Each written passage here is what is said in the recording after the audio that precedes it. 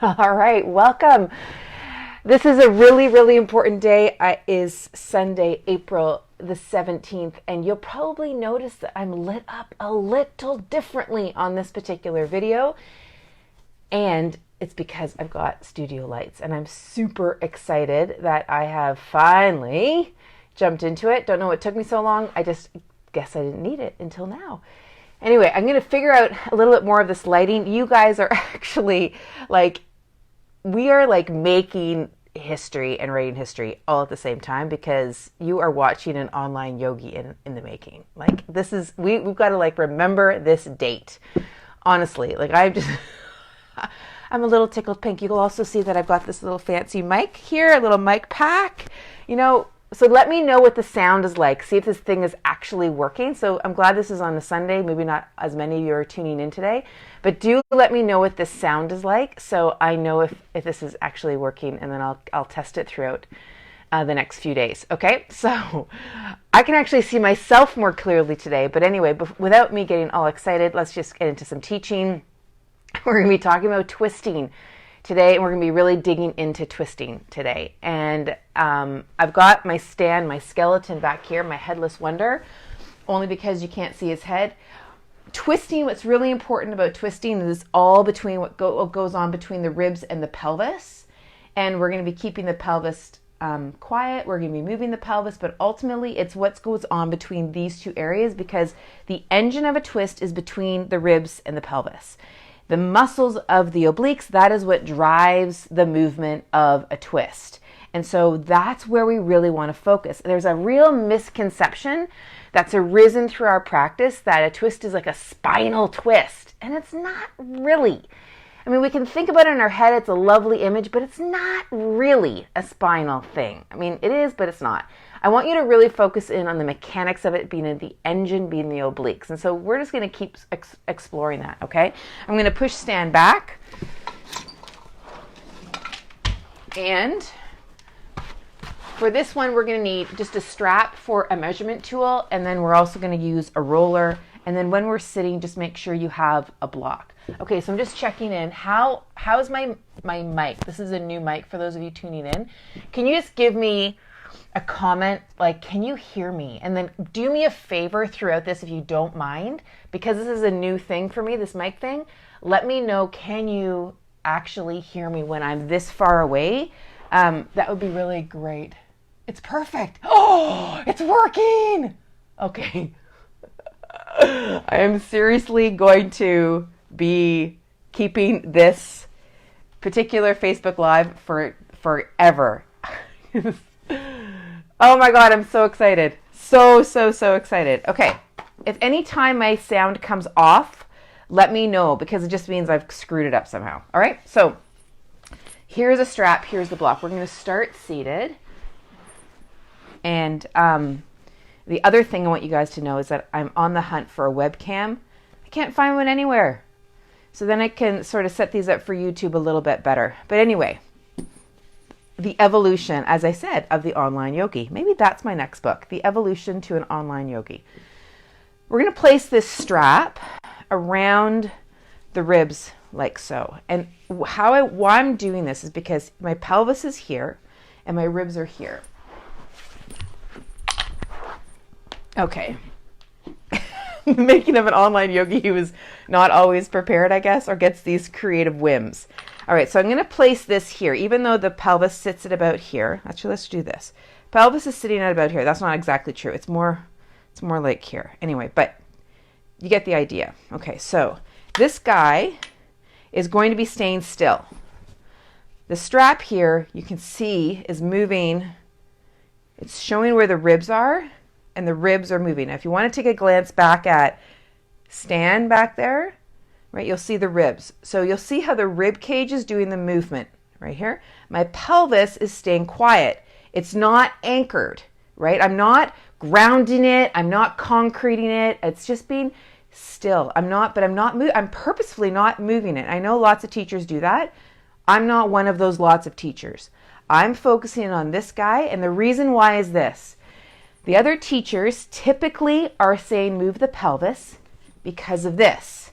because people are doing that. They're pulling themselves into the twist using the arms, which is an external force, not the obliques. If we actually stay with and connect with the obliques and only move the ribs as far as the ribs move and not like reef ourselves around, we're not going to hurt ourselves, right? So the real key here is to have the twisting be something that's really within our space, right? Within our system's availability. Don't fall into the trap that you have to push yourself hard in order to improve. It's the biggest load of bullshit that's out there. You don't have to do that, okay? You don't have to. I mean, it's the reason I recovered so well postpartum. It took me about 8 months to close the diastasis, but you know what? Like I'm actually better functioning now than I was after I had my kids, and it's anyway. So I'm better functioning now than before I got pregnant. But anyway, I could go and talk about that forever and ever and ever. For now, we're going to talk about twisting. So the idea here is I want you to be aware, right? A big fundamental piece, like you hear me a lot talking about articulating joints and which is the articulating joint and which joints are kind of moving along with, right? And that's just helping you bring the awareness into the mechanical moving parts of our physical body. The next piece of this is I really want you to focus in, and I don't say this often enough, but this awareness piece of your body. So I'm using the physical body to draw and focus your attention and your awareness, right? Which is why so many people are direct messaging me after these and saying, Susie, my body is moving so much better. Exactly. What I don't want to be doing is just giving you a practice to have you stretch stuff out, and then you go off and burn up that lovely energy and then come back for another stretch. No. I want you to become aware of this thing called your body, have it start to move better, and then take that better movement into your day. Notice when that new pattern starts to fade in the same day, and then start to intervene at that point so you keep improving your function.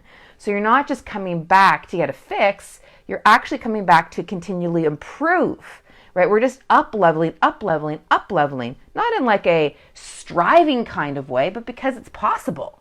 Right? Our bodies are plastic. Our nervous system is plastic. The way we communicate between brain and body can change no matter how old you are.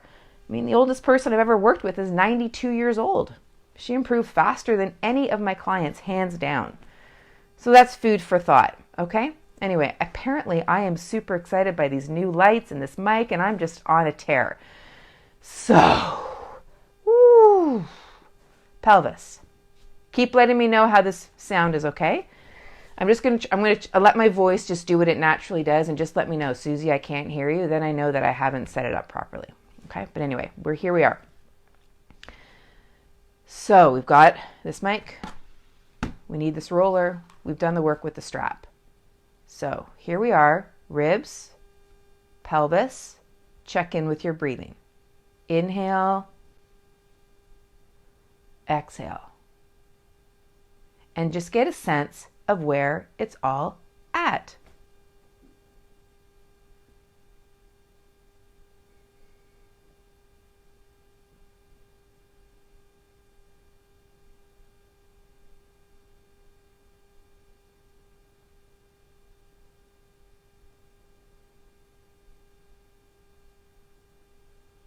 Now, something I just want to mention, it's because I'm training a person right now who's a very, very experienced meditator. And she told me something called Zen disease. I love that term. She was saying that there's a lot of people who can use meditation as a way of escaping, not as a way of experiencing. So when you come in and become aware and of your breathing, watch that you actually are becoming aware of your breathing. And not actually kind of taking the posture to like race away from or spiritually bypass. Like allow yourself to come into this feeling space, which I know can be really hard, especially these days, right? Like to feel can sometimes be really, really scary. And I want you to feel anyway. Yeah? To the degree that you feel capable. I certainly have made a few pans of brownies and cookies when I've both wanted to experience the yumminess, but also when I've just been like, I'm not quite ready to feel. I'm just going to enjoy this because I don't want to feel yet. I want to enjoy this other feeling. I've absolutely and totally done that. And then I've come back to feeling. Yeah? So practice that feeling, feel that inner like feeling if that's there. All right, now let's bring the hands together. If you followed me before, we're taking our hands into Anjali Mudra and middle finger comes to your chin, right? And the whole idea here as we take the twist is so the neck does not lead. The neck part of our spine actually can move more into a rotation than the other parts. Unless you've got a lot of neck strain, then it won't. But a lot of people who don't tend to move well through a twist will lead with their head and their neck. And that can create all sorts of other goofiness, right? And so just notice, you're becoming aware of what you're noticing. And it's interesting because as I'm doing this, I can feel as I'm talking to you guys, how my voice kind of goes, it talks and talks and talks and talks. And then right about there's a little, I'm kind of exaggerating, but you feel how there's like this little bit of, right? And I can feel there's some tension right about there, right? So I'm kind of going a little too far if I go here, So just notice that in your body. And pushing into that, you don't have to do that, right? I'm just showing that you as an example. But what I do find very interesting is the feeling that I have. And granted, it's 5 a.m. here. I woke up like 20 minutes ago.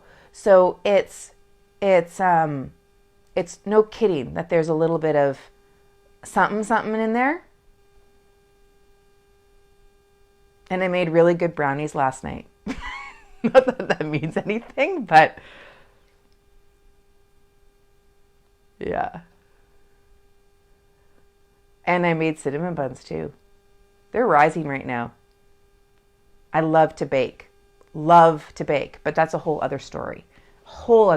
Okay, so now you've got a baseline for how it is that you're feeling. Okay, now let's come into a twist, or this is not a twist, a side bend.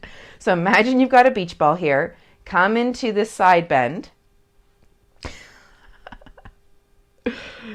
Oh, you guys have no idea how freaking surreal it is to me be teaching into a bloody iPad with you guys.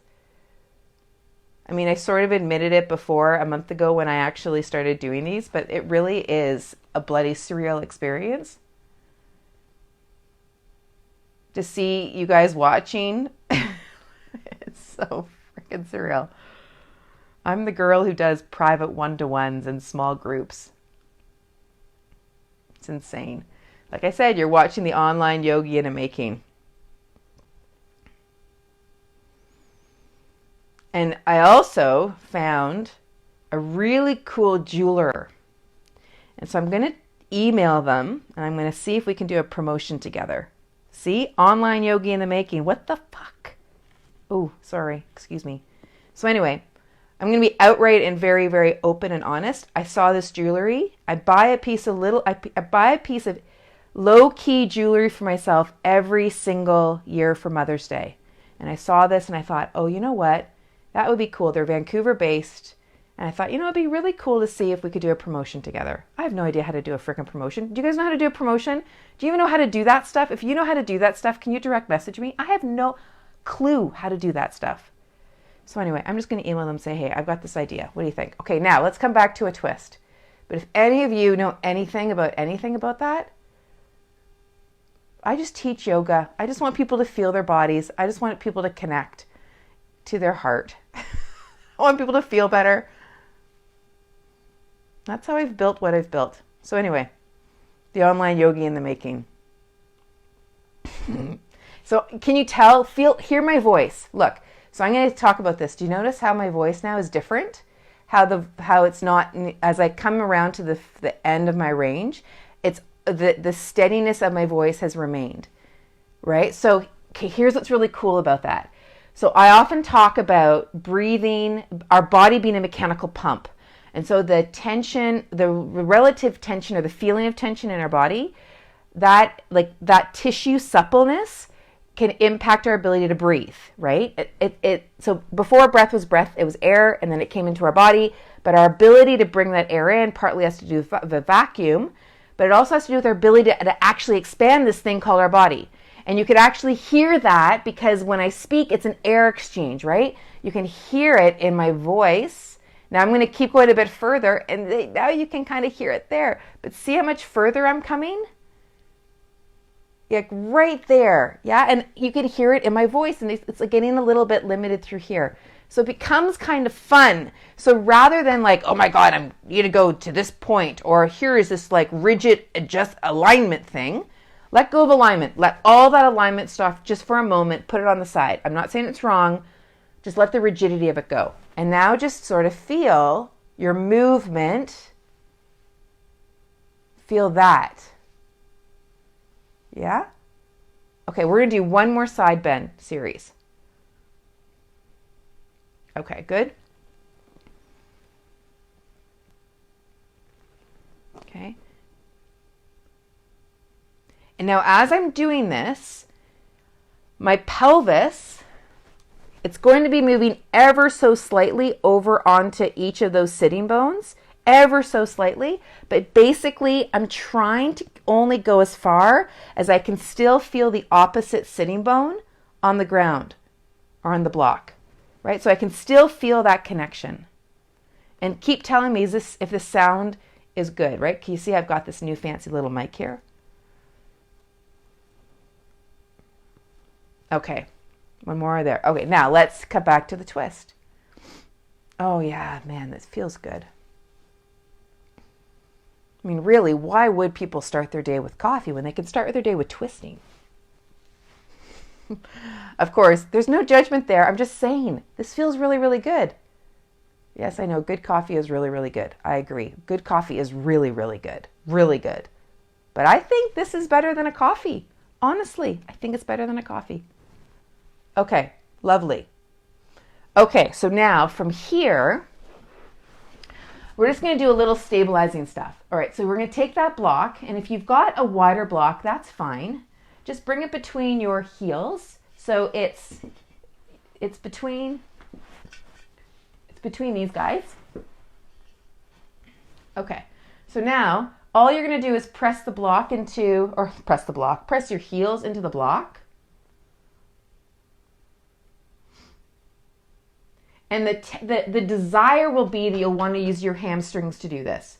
Really try not to. So then find the amount of press where your hamstrings don't get into it. Because if your hamstrings are getting into it, then you're probably doing ever so slightly a little bit of back and forth, even though you don't know you are. Or you're just using your hamstrings as rotators, and I don't want you to do that. You'll probably feel a little bit in your bum, but again, I don't want you to squeeze your bum first to make the movement happen. I want you just to press your heels and feel the result in your bum. So I'm just wanting you to find yourself in kneeling. And this, and of course, no strain in your back or your SI. Okay? Okay, now let that go. Okay, let's come into lunge. So here we are. I can't believe how much better studio lights look. For those of you who are just tuning in, I got studio lights. That's why it's a little bit brighter here. It's not as dark in this small little basement that I'm in. Okay, so here we're adding a twist. So the same principles apply, right? Now, those of you who have SI stuff, this lunge thing might not be helpful for you, but it also might be incredibly helpful. And so it's not helpful because you're doing one thing with one leg, another thing with another thing that are different. And so there's an inherent instability in your pelvis and in your SI. And now we're adding a rotation on top of that. So if your SI is not happy or your back's not happy, make the movement a bit smaller or come back to the sitting where your legs are doing the same thing. Okay. Of course, I can't see you, so that's as best as I can give you. Every person with SI and back stuff is going to be a little different. Now, when it's helpful for people, what you might find is that you might be at a place of function where this is actually helpful, where you can feel the benefit. And so for those of you, you might actually find that, say, for example, you moving from downward dog into your lunge, for example, this could be very helpful. Okay, so when you do this side bend, think about the beach ball, volleyball, or the beach ball, but also think, I like the analogy of a teapot, and this is the spout, my armpit, and the water is going down the inside of my arm, down through my fingertips, and it's filling up a cup on the floor. Okay, I don't do a lot of flowery analogy, but sometimes it can be really helpful. And the other piece of it is, notice that I'm not doing this with my pelvis. I'm not bringing my pelvis. So if you find yourself having to do that, you might either have a coordinating problem. It sounds so bad. A coordinating problem. I don't mean that meanly. I just mean that there's a coordination thing between your brain and your tissue that's not happening. Or you might be just really limited in through here, or a combination of both. So just be aware again of what's going on. Yeah? And then feel yourself breathing. Okay, good. Other side. So we're here, and we're up. And I'm not giving the usual ideas of put something underneath your knee, because I'm kind of making an assumption that if you're following me, you already know that. And I might be completely wrong on that, but that's my assumption. So if you need something under your knee, like a blanket, then please use one, okay? I think these lights are awesome. I'm so much brighter. Apparently my inner light was not bright enough to shine out my eyes and my ears and my hair. I had to have the external thing. All those years. Yeah, I'm a goofball. Okay, take that side bend. Oh, interesting. Do you see how I did that? God, cameras are really cool. I totally went like that. All right, so now I'm now here. Here's what's really cool. So you could see that I did this, right? I did that completely unconsciously. So there might be an issue here with my tissue. There also might be a coordination issue. It could just also be an awareness issue. So let's just see here for a minute. Now, I'm not going to like hold myself in. I'm not going to go slice myself in and go in like that. That, to me, makes no sense. Unless it's really helpful for you, to me that just makes no sense. So I'm just going to move as far as my pelvis doesn't go to this on my side to the left. I'm just going to just move. That's as far as I'm going to go. Interesting. This is not normally an area where I tend to be a little limited, but today, this morning, I am. Isn't that curious? So if you notice that, so I am honestly 100% really curious about why I'm more limited on this side. I'm not going into a spiral of, oh my God, my body is breaking down, and oh my God, my body, and oh my God, I better fix this and this. No. I'm just like, that's really interesting. That is really curious.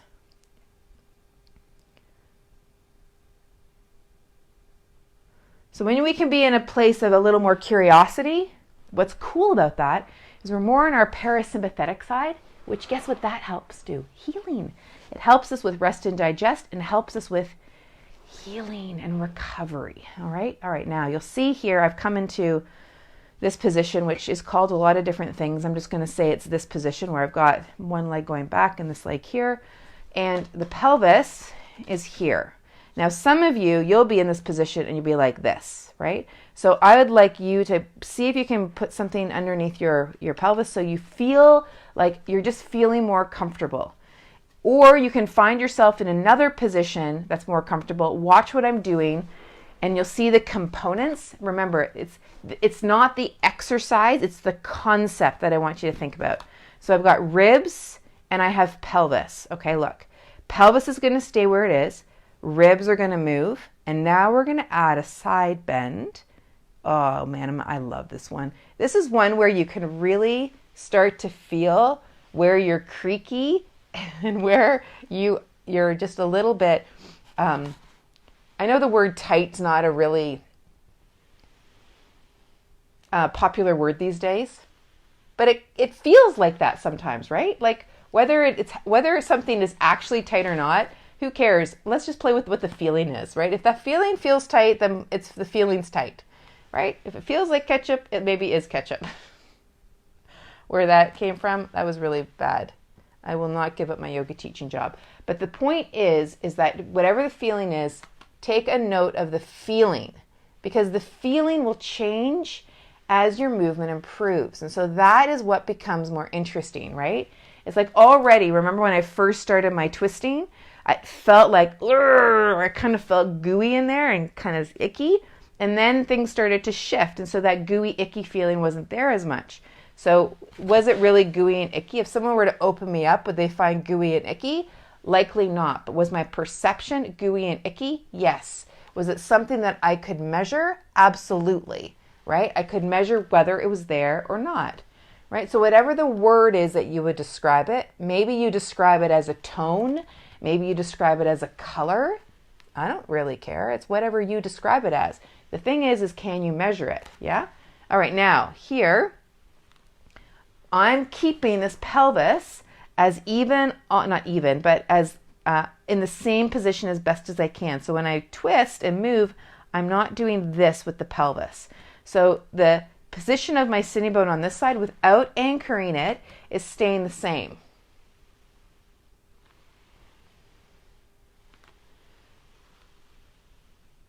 Okay, good. All right. Other side. So we're taking the twist.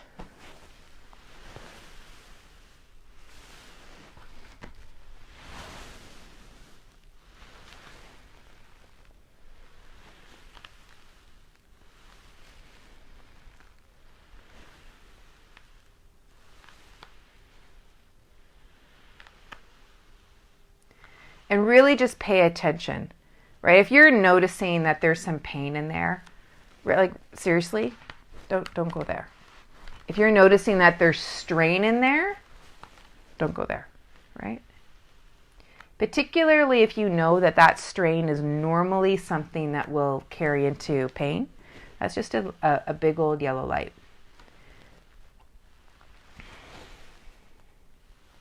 Right, sensation can change. Is the bottom line. Movement can change, and your awareness is the big piece of it, right? Your awareness of it, being aware of how your body moves, getting clear on what's working and not working, and then improving the connection so that you improve your own inner feedback. That's how this all works. At least in my world, that's how it works. So those of you who are joining me, what I'm actually taking a look at is this mic thing of mine, and if you can actually hear me. Okay, we're going to come back to sitting now. I'm hoping you can hear me. All right. So now coming back to the twist.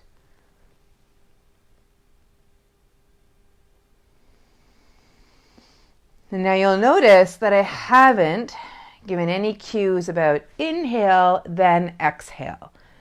I just want you to breathe. I'm also really not a fan of saying inhale and lengthen and then exhale. I want you to actually be in the position where you're already lengthened before you even get into thinking about moving. So if you're in a position like this, then sitting in a twist here is probably not what is great. If I now say lengthen, you're probably going to try and make it happen from here. There's probably too much limitation in your system. If you're kind of absent-mindedly coming into a slump, sure, okay, then find your position, get yourself vertical, but try not to force yourself into vertical if that's not what your system can currently do. Find another way of doing the movement. Maybe it's on your back, which is what we're about to do after this. But I just want you to find yourself moving in that transverse plane without any extraneous trying to make something happen.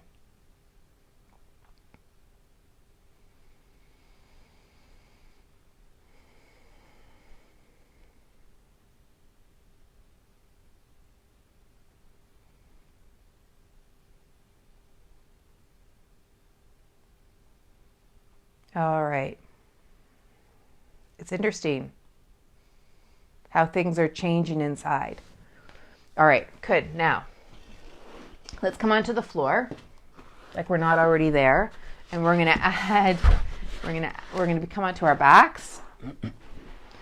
All right, so here on the back, we're bringing one leg to our body. So as the leg comes up, the pelvis is staying relatively quiet. The pelvis is not rolling up. So I take this pelvis out here. What's not happening is the pelvis is not coming off of the floor, but but I'm also not wanting you to hold it down in order to do this. So see if you can just bring the leg up to wherever you can. And you're going to take that leg arm across and then bring the leg into the twist. Now, there's a couple ways you can do this. You can first bring your leg in across your body, no pelvis motion. Then you can start to lift the pelvis and bring the leg across. Yeah. You can also keep the leg exactly where it is, not change the motion of the femur in the socket, and just lift your pelvis, which is a totally different scenario when you don't add in the adduction component of your leg. So you can play around with both of those, bringing the leg across first, then lifting your pelvis, and just lifting the pelvis into the twist, because now your pelvis is moving relative to your ribs.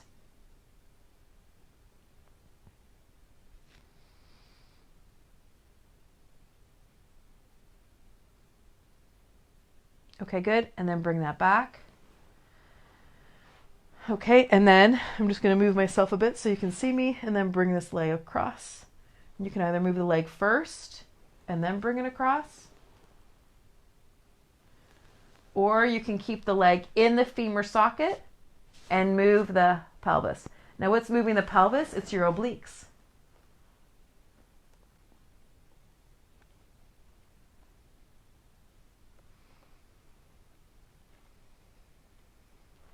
And you'll notice here, watch my shoulder here. So here's my armpit, here's my shoulder and my arm.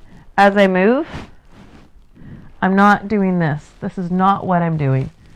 I'm also not anchoring my arm down, but I'm only going as far as that shoulder stays in place. There might be a little bit of space underneath there, but I'm only moving as far as the shoulder stays in place.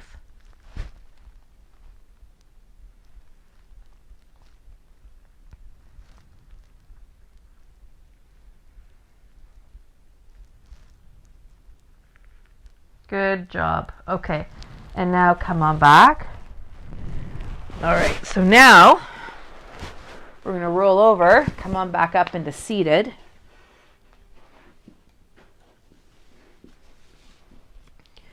All right, so here we are. Now let's come back and play around with this twist.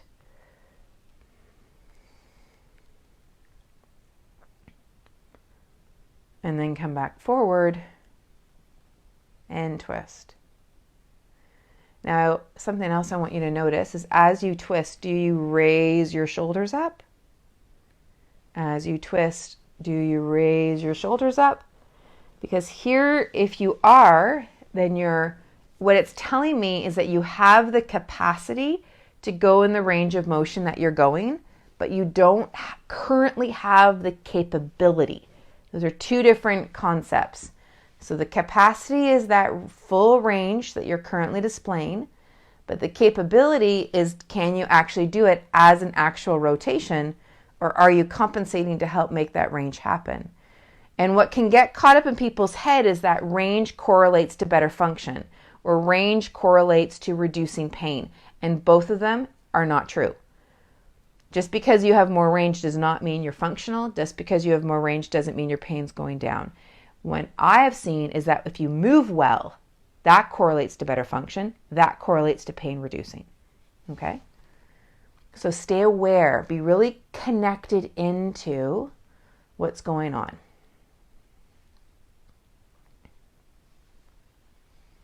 Okay, so now here you are. I want you to now just settle here and notice yourself in sitting.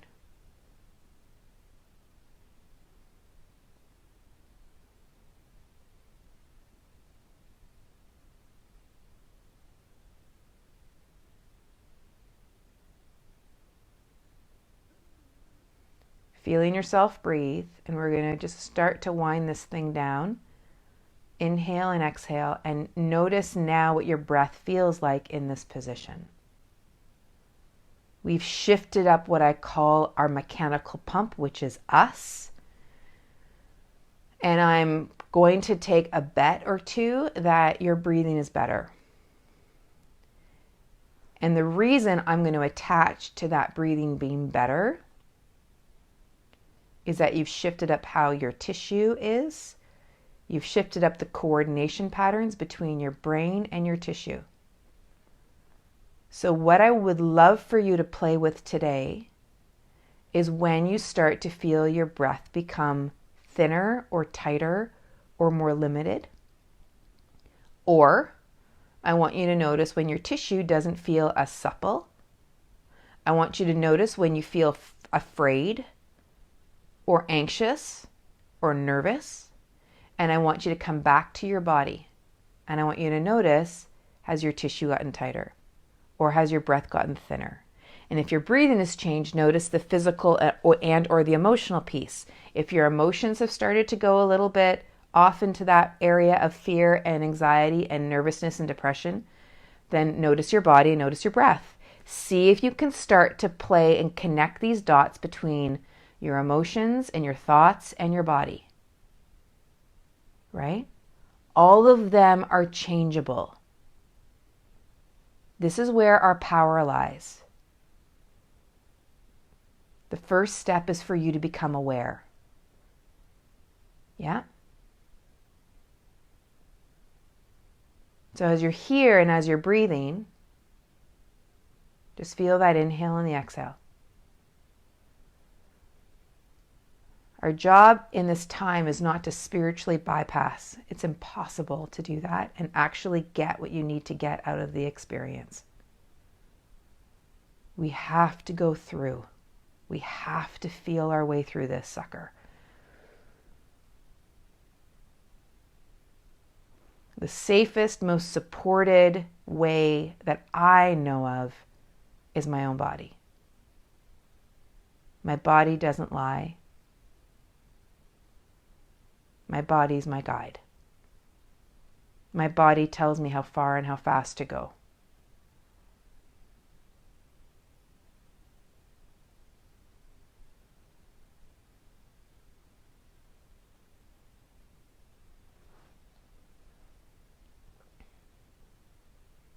Bringing yourself back into your body and your breath. Feel the connection between the two.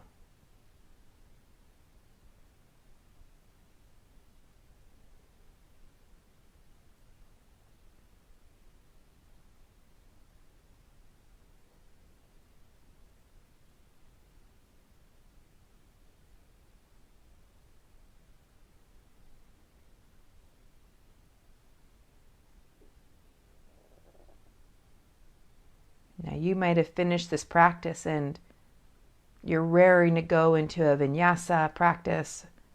Maybe you're ready to go into a nidra. Maybe you want to go for a run or lift some weights, whatever you want to do next. Whatever this priming of your system, this connection, this awareness. Take this awareness into whatever activity you do next. Yeah?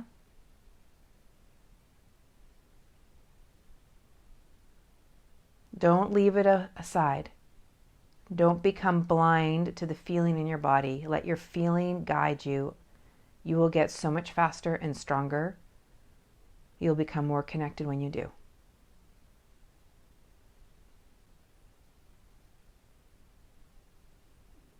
Thank you so much for joining me. You have no idea how much fun this is for me.